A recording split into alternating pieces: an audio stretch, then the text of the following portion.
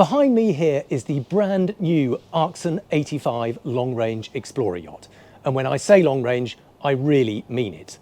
This thing can cruise out of New York, across the Atlantic Ocean, all the way up the English Channel into London, turn around and go back again without even having to refuel. And I am going to explain exactly how it's able to do that and show you around every last detail. My name is Hugo Andreae. You're watching Motorboat and Yachting. Let's go take a look.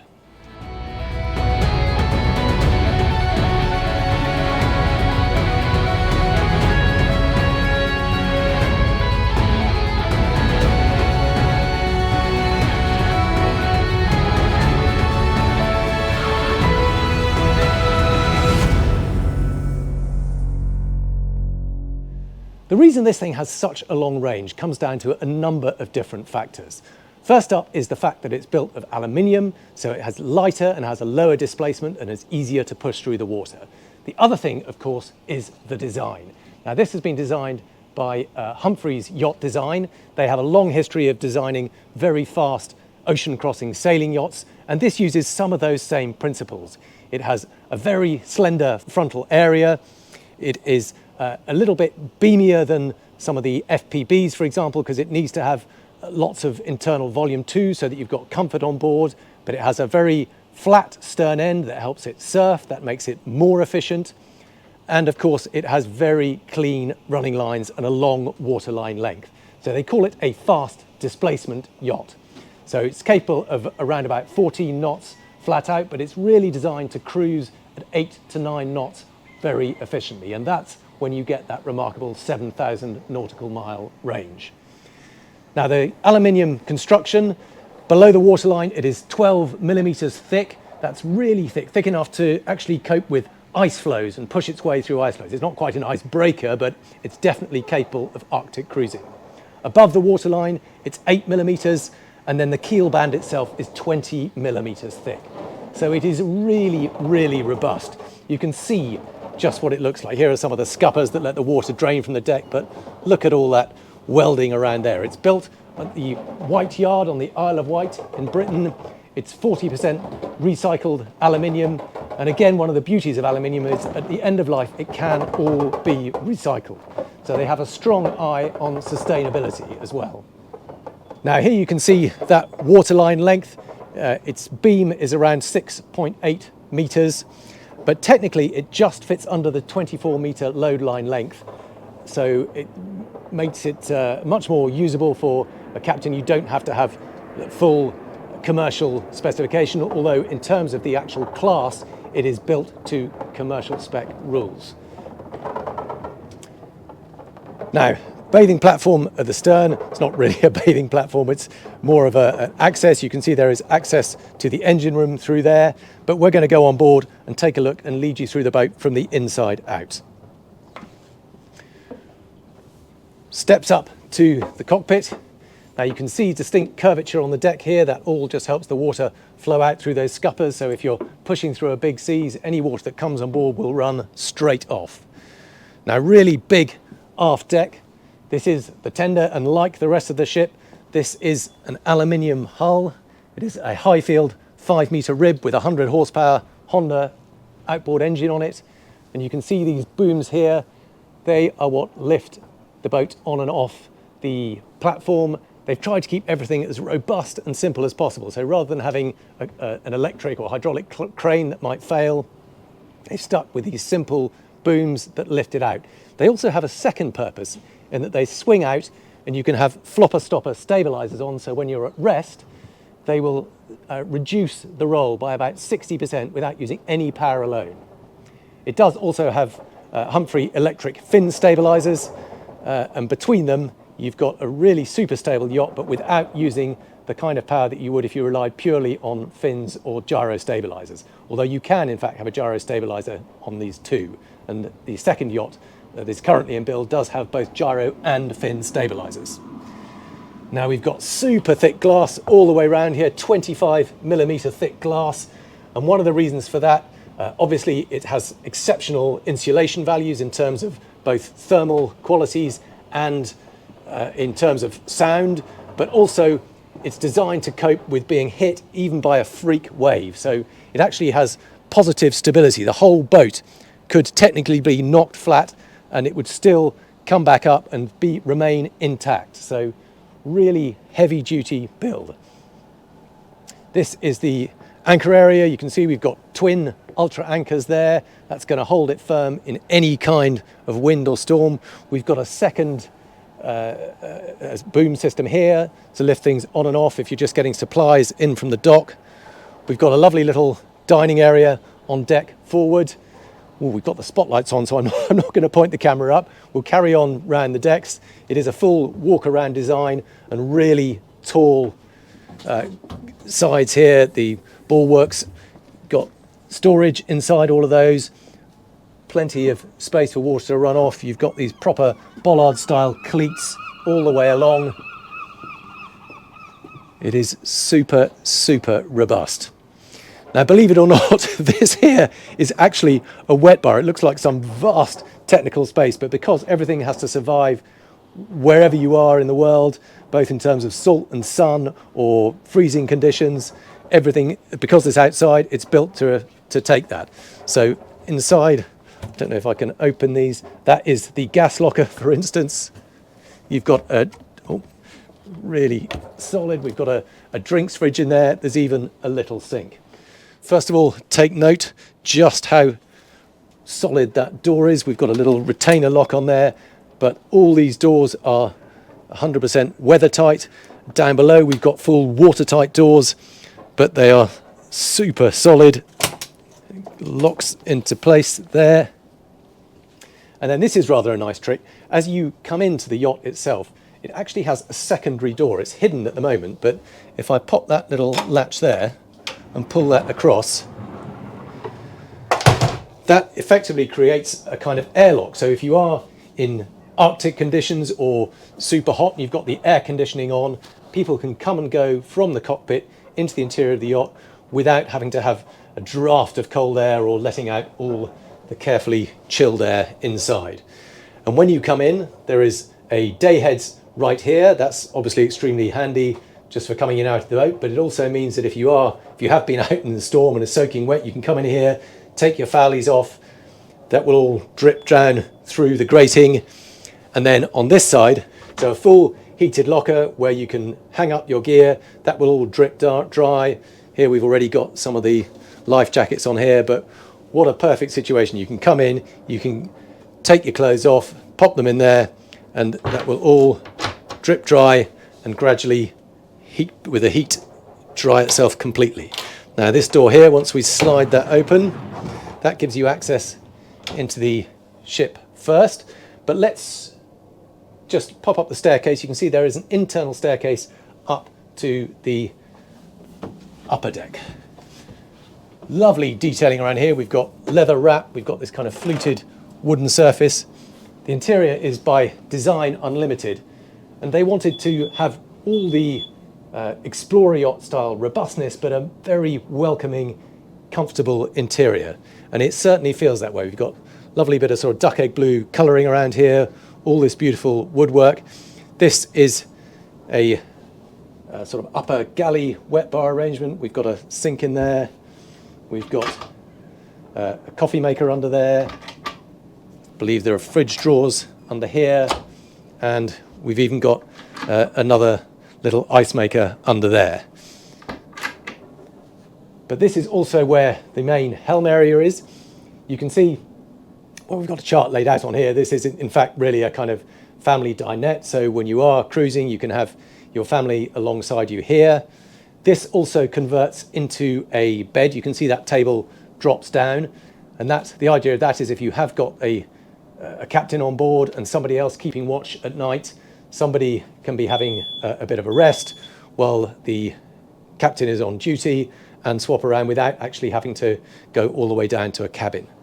This is a lovely touch too. We've got a proper navigation station right here next door to the helm with a decent sized chart area, all the navigation instrumentation that you need, doubling up of all the VHF and so on. So again, you can absolutely keep control from here while somebody else is steering the boat. The captain can be doing the passage planning. There's a lovely little touch under here too. Check this out. We've got a proper chart locker in there, big enough for all your printed charts. And in fact, there's more storage behind here. We have got a few radiators and dehumidifiers on because it's in sort of winter storage mode, but you can see that's more charts all tucked away in there, beautifully arranged in their own separate little drawers. Now this is the main helm station. There is a secondary one downstairs, but largely that's for two reasons. One, because if you're in a real storm mode, then it's nicer to be helming from downstairs, a little bit lower down where there isn't quite so much roll. And secondly, because it's lovely to have a more kind of sociable vibe downstairs if you want everybody hanging out down there. But this is the principal helm station. We've got 4 big screens. It is absolutely fabulously set up. It has a full Arksen's own software to access everything, so you can access everything you want to know. You can check out your power distribution. We've got engines, full set of information on everything that's going on there. We've got the fuel tanks. I'll have a little look at these in the flesh down in the engine room itself, but this gives you an idea of the layout. There are 4 bunker tanks effectively. There's 17,000 litres of fuel on board, but you've got 4 big bunker tanks. And then you have the 2 day tanks, and you can control everything from here. So you can pump fuel from one to another. There is a full fuel polishing system on board. You've got access to all the valves you can open and close electronically, as well as, of course, manual backups. Got exactly the same for the water tanks. We've got 2 big freshwater tanks, as well as a smaller drinking water tank. So the drinking water tank is only water that has been made and purified on board. The freshwater tanks, you can take water in from the docks. It will still purify it, but the owner specifically wanted a separate drinking water one. Full control of all the wastewater. There is a sewage treatment on board this, so it'll filter out any of the solids. The solids will go into the sludge tank.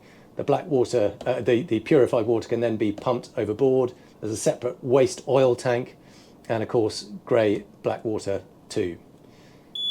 Absolutely, totally thought through every element of it. We've got doors and hatches. You can see instantly from here what's been left open, what's closed.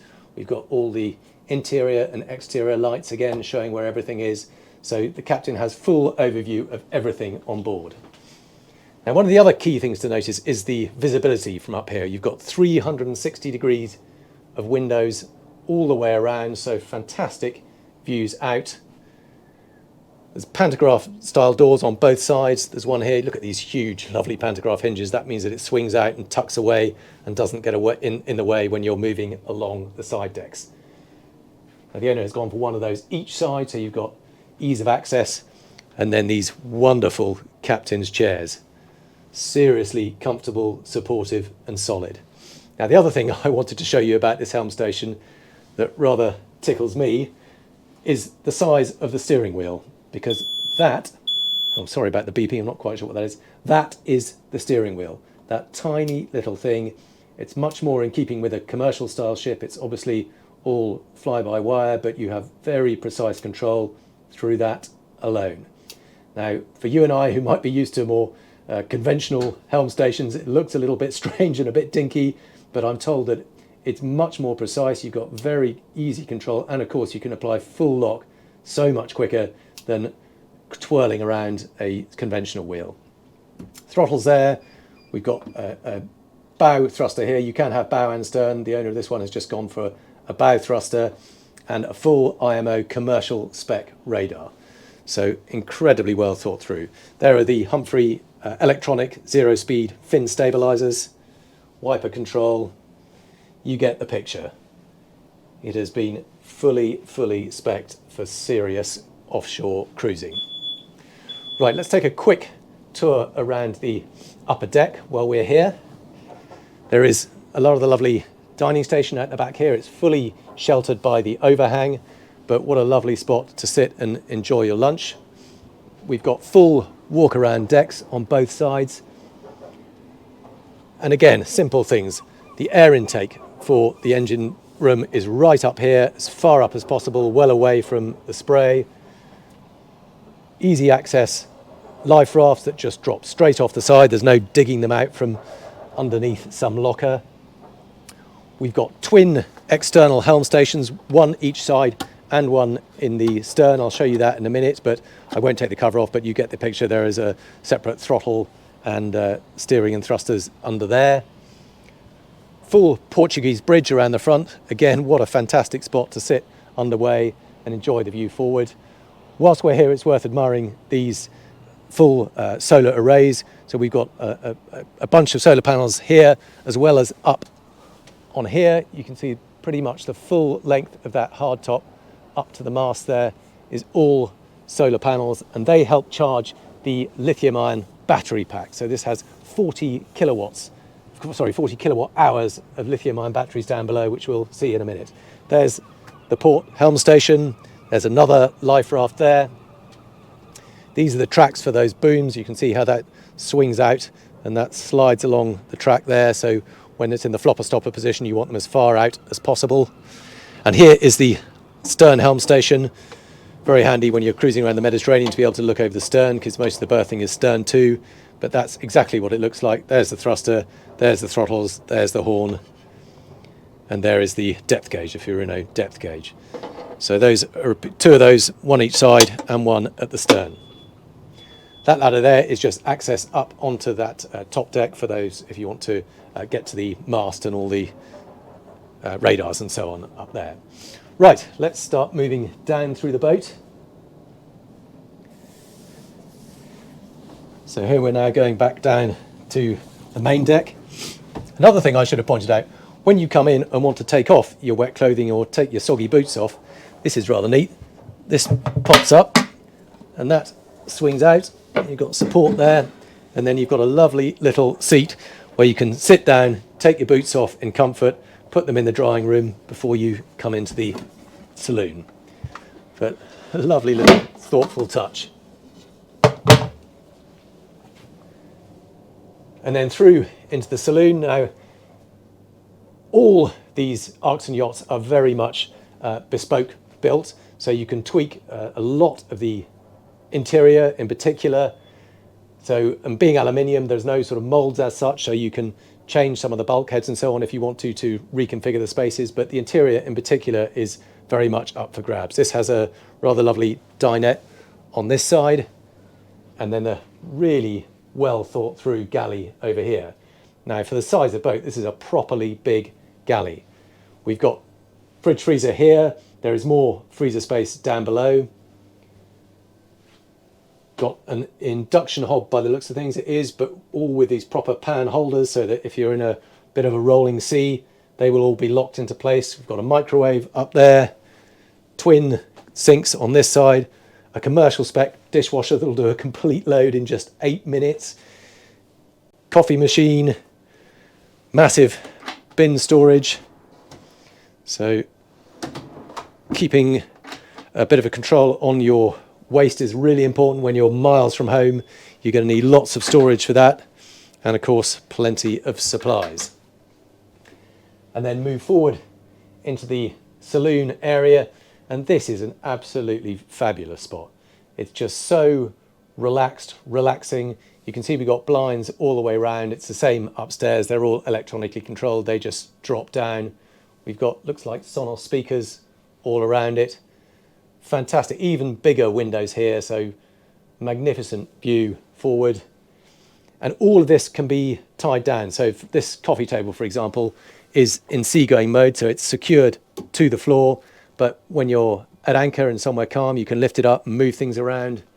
The owner wanted a really laid-back, chilled vibe, and Design Unlimited have done a fantastic job of interpreting that. It's a really cool, informal area that is here to be used. Now, over on this side, I think we've got just a bit more storage for glasses. We've got a fridge under there, I think, small fridge for your drinks. There's lots more storage. I'm not going to open all of them. There are loads and loads of storage, exactly as there should be for a long-range cruising yacht. We've got a high-low television in there, a sound bar underneath. You can just imagine chilling out, watching a movie in here. And this is an absolutely brilliant piece of design. So In this mode, it's purely for relaxation entertainment, but lift up this panel here and there is a full secondary helm down here. How neat is that? So folding throttles, all the same controls. Obviously you've only got the one screen rather than the four upstairs, but full capability of controlling the systems, the boat, steering it, driving it down here too. So particularly if you've got your family chilling out down here, you can be part of the action and still helming the boat. There's another access door here, again, big pantograph hinges, so it swings out of the way and then down into the accommodation proper. Another curving staircase, not quite spiral. And let's start forward on this one because there's a reason for that, and it gets more and more interesting the further back we go. Note, as we move through the yacht, there are these full watertight doors, so the whole boat has been compartmentalized. So if you do have a run-in with an uncharted rock or something, you can separate off these whole separate areas and maintain the stability and buoyancy of the yacht. But this technically is a crew or a guest area. It's excuse the fact that it's a little bit it's all being prepared for delivery at the moment, so excuse the fact there are cushions and duvets and things around the place, but you've got twin bunks here, but it's kitted out so it could be either crew or guests. There is ensuite bathroom too. This is right forward in the bow, but still a good size with a separate shower. And this is the doorway, so this is the just for the sort of privacy door. We've seen the watertight door already. And then there is a similar cabin on the starboard side. Twin bunks. Again, excuse all the storage going on, but it is all being packed away ready for delivery. Again, another ensuite bathroom. And I'm just going to put the camera through here just to show you there is access to the technical bow space through there. A full watertight door, but that's the shower, but also gives access into that bow area if you need it. And then if we come back, we'll gradually work our way through. See, again, that's the sort of normal leisure door, and this is that big watertight door I showed you earlier. I might just flick that off so you can see. I can't tell you how heavy that is, but that feels like something from a submarine. It's so absolutely rock solid, feels like a bank vault. Right, lock that in place. Bit of storage as we come back through the yacht. You can see that's just for linen and laundry and so on. Grab rails everywhere you go. Again, when you're at sea, and this will be at sea for days, weeks, months on end, you want to be able to stabilize yourself just walking along. And it's a really nice wide corridor. A lot of the times people will just have a fairly thin corridor linking the cabins. This one feels broad enough to move along very comfortably. Now we have two identical twin or double cabins either side. This is the starboard one, and in this mode it's set up as a twin, but these beds, you can see they are on tracks, so they can slide together and create a double, and I'll show you the double. That's how it's been set up on the port side. Lots of storage all around, really nice warm colours and textures too. Have got proper hull windows, so even though it looks like a kind of commercial yacht from the outside, it certainly doesn't feel that way from the inside. Ensuite bathroom, really generous shower space and good headroom all the way through. Look how much space there is above my head in here, and it's the same the whole way through, but lots of space. Separate toilet, storage behind the door, and exactly the same layout on the other side. Now we're on the port side. But this one, as you can see, has been set up as a double bed, but exactly the same. There are the tracks. That bed will slide across and you can have two singles there. And of course, you just move the bedside table between the two beds. Storage all the way around at eye level. There's that same window and the same ensuite bathroom. So we've got those two sort of crew / guest cabins forward, two more guest cabins here, and then as we come back towards the stern of the yacht, you can see we've got another watertight door here, so that can all be compartmentalized too. And then that's the staircase coming down from the saloon. And if we carry on, this is the owner's suite. Now, normally what they do on this boat is have a full beam owner's suite. So they have a kind of sliding partition that gives access to a sort of desk area. On this boat, the owner wanted a completely separate cabin so that he can leave next door as the captain's cabin. And I'll show you that in just a second. But even with occupying kind of 2/3 of the space, it's still a really good size space. Not overly fancy. You know, this is an explorer yacht. It's not some kind of mega yacht, which is like a 5-star hotel. It's fit for purpose. It's beautifully done. It feels warm, cozy, accessible, but not ridiculously over the top. Got a TV, there's space for a desk, there's lots of storage, good lighting, storage all the way along here. I'm not going to nose around inside them in case the owner has already started putting his kit on board.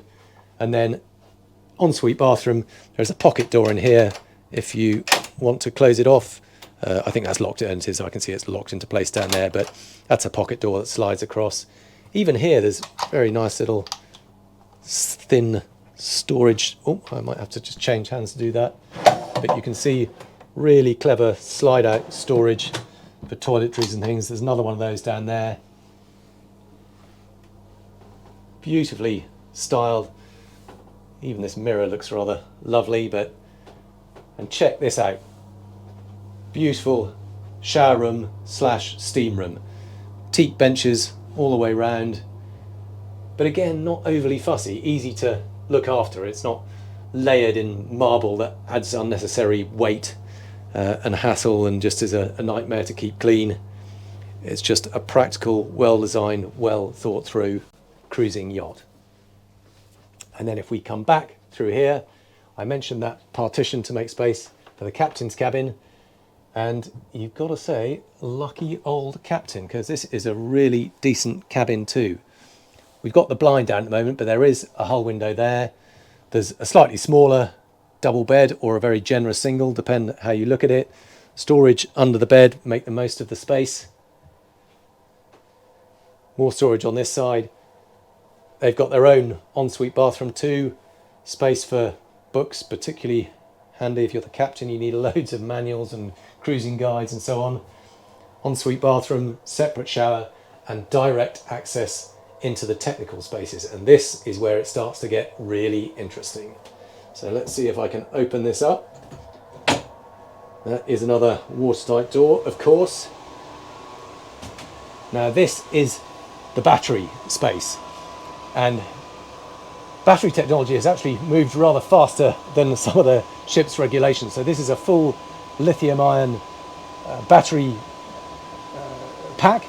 You can see all the different batteries racked up here. They do offer a full serial hybrid boat, so you can have many more batteries in here if you want to. This is purely for the hotel load, but is a full watertight and separate fire-resistant room. There is a fire suppression system in here, but absolutely immaculately done. You can see how well insulated it is. We've got extraction, it's full climate control as well, but 40 kilowatt hours of batteries. And the reason for that is so that you don't have to have the generator running for as long as possible. When you're anchored in a quiet bay, you can run off the batteries alone and make sure that you enjoy peace and quiet rather than the noise of a diesel generator chuntering away.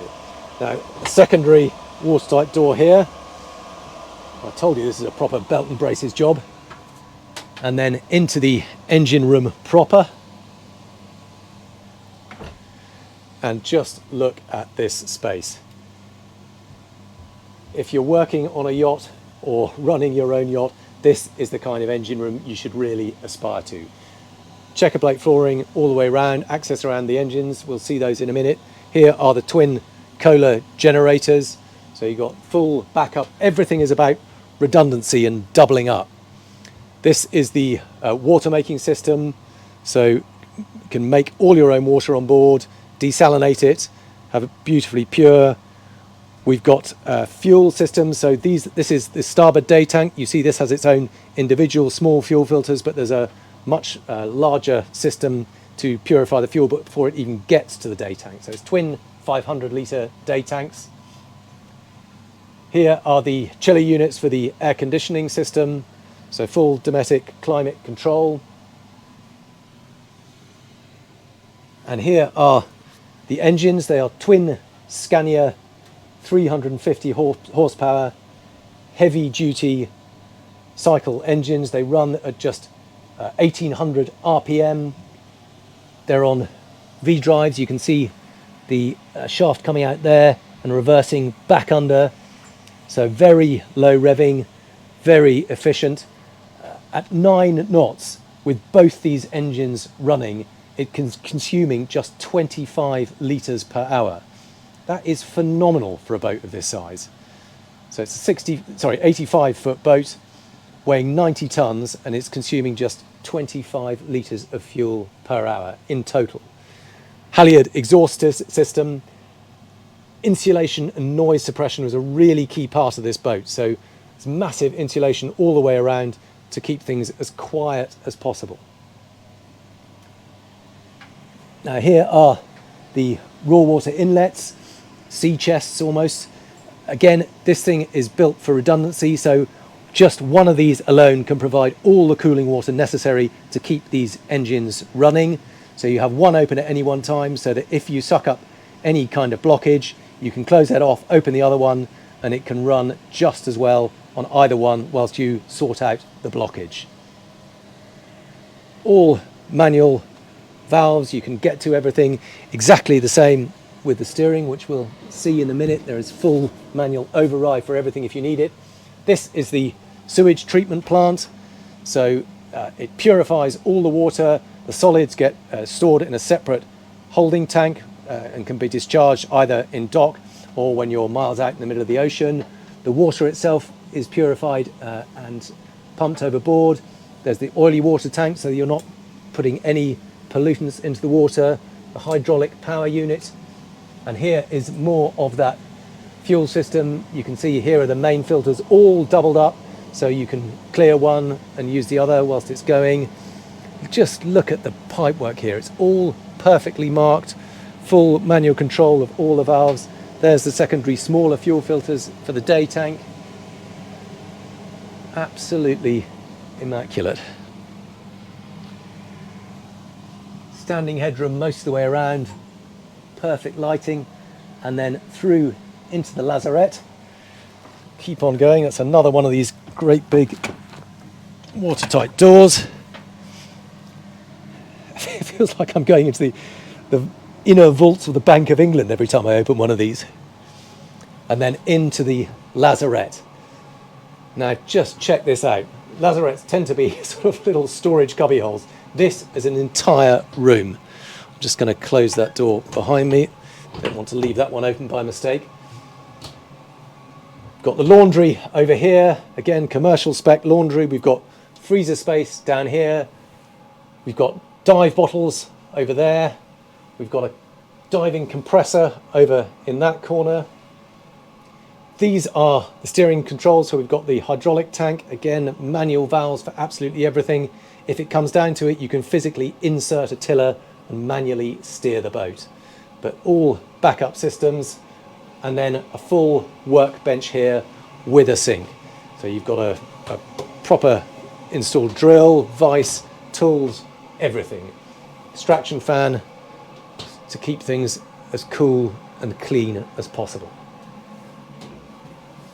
And then back out onto that platform so you can come and go directly from the dock without having to go through the guest areas if you don't want to.